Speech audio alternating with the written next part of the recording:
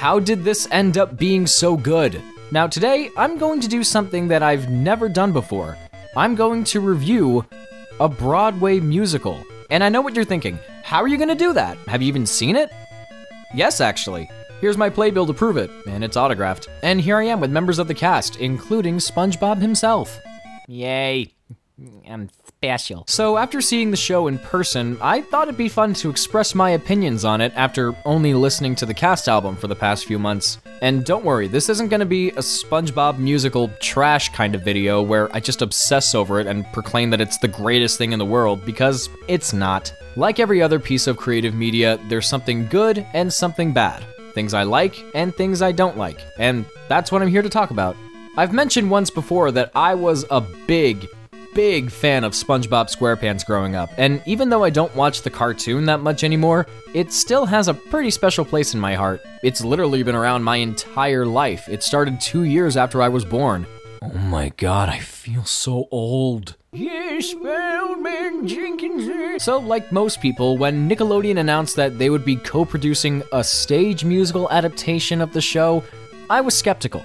Really? A SpongeBob SquarePants musical? But then again, if Rocky, Matilda, Anastasia, and even frickin' Groundhog Day can be made into musicals, I guess anything is possible. Then when I heard the cast album, at first I thought it was just a generic Broadway soundtrack performed by bad SpongeBob impressions. But then I came across a home video recording of the Chicago production, and my mindset started to change a bit. I was surprised by how much effort and creativity and passion was put into it. It didn't seem like a cheap cash-in on the cartoon. It wasn't spectacular, but it was certainly impressive. So, how much have my opinions changed after going to see the Broadway production? Well, not a whole lot, but there have definitely been some improvements, and actually being there in the Palace Theater undoubtedly warmed me up. Shut up, you stupid dying phone! Actually being there in the Palace Theater undoubtedly warmed me up to it a lot more. A volcano is going to erupt and destroy Bikini Bottom, so it's up to SpongeBob, Patrick, and Sandy to stop it. Meanwhile, Plankton and his computer wife Karen are planning on building an escape pod for the citizens to flee and secretly planning to hypnotize them into loving chum, because I guess they just want to get rid of it all. But they don't have the funds to build it, and the government is really bad at their jobs, which depressingly isn't too different from our real government, so they hire Squidward to organize a benefit concert. It's not a particularly grand story on paper, and in some respects it's kind of cluttered. There are so many things going on at once. There's a subplot with Patrick becoming the leader of a sardine cult, Patchy the pirate tries to sneak in to see the show, and there's even some stuff involving Sandy being the victim of prejudice for being a land mammal. There's social commentary discussing racism in a SpongeBob musical, and it's actually kind of clever, and it conveys its message better than Zootopia. But that last one shouldn't have been too hard to pull off. Ooh, shots fired! Why am I wasting my time in this? Anyway, while the writing is enjoyable and surprisingly intellectual, like I said before, the story is kinda cluttered. I think some of the subplots could have been cut down a little bit to give more focus to the ones that contribute the most to the main plot, but when you see the actors bringing it to life on stage, it's not as much of an issue as it could be. It helps that the cast itself is genuinely superb. Ethan Slater doesn't replicate SpongeBob's voice exactly, but he perfectly captures the spirit of the character, as do all the other actors in their parts. My only minor exception is with Wesley Taylor as Plankton. He seemed to be doing his own thing, and even though I liked his performance, it just wasn't Plankton to me.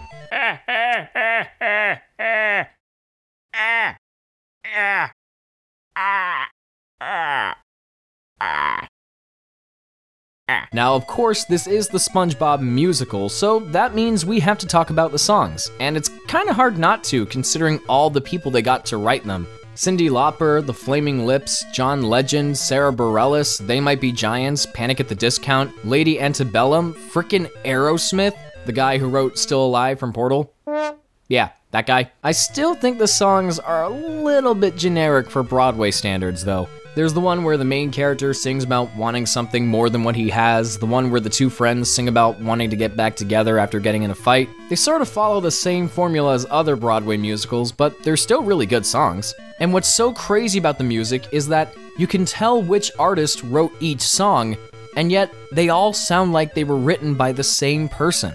It's just so seamless, and we have Tom Kitt to thank for that. This guy did the music for Next to Normal and helped arrange the score for American Idiot. I don't know how he did it, but with SpongeBob, he successfully managed to fit all these different songs into the same style, while also crafting a score that wouldn't sound out of place in an episode of the cartoon. Coincidentally, this video is coming out around the same time as his birthday, so happy birthday, you friggin' musical genius. That's a perfect way to describe this show. The SpongeBob Musical is like stepping into an episode of the cartoon. There's a ton of visual gags, it employs different styles of physical performance in the same way the show uses different styles of animation. There are a lot of references, ranging from Patrick questioning if mayonnaise is an instrument to someone screaming, "My leg! My leg!" Oh, I friggin' love that guy! And the set design is spectacular. Fun props, beautiful colors, and the implementation of Rube Goldberg machines gives the theater itself so much character.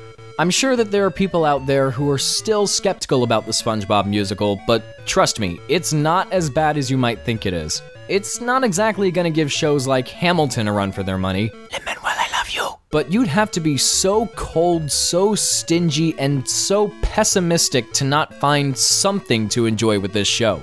And hey, for a Broadway musical based on SpongeBob SquarePants, it could have been a lot worse. This could have easily been a lame, cheap, tacky, soulless cash cow made simply to bank off the success of the cartoon, but the cast and crew clearly had a lot of respect and admiration for the cartoon and wanted to make sure that it was properly represented. And I gotta give kudos to everyone involved for their efforts. So, would I recommend you go see the SpongeBob Musical? Sure.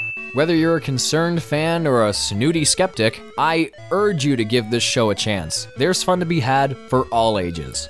F is for friends who do stuff together, U is for you and me, N is for anyone and anytime and all down here in the deep blue sea.